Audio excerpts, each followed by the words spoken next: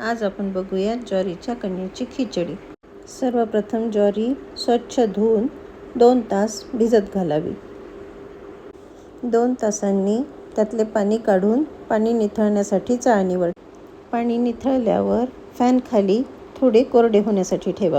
ज्वारी कोरडी झाली की मिक्सरला थोडी जाडसर दळून घ्यायची। दळलेल्या कण्यांमध्ये थोडे पाणी घातले की त्यातली साले सगळी वर येतात, ती काढून पॅनमध्ये तेल गरम झाले की त्यात जिरे, मोहरी टाकायची, थोडी लसूण अद्रकची पेस्ट, तिखट, हळद टाकावे।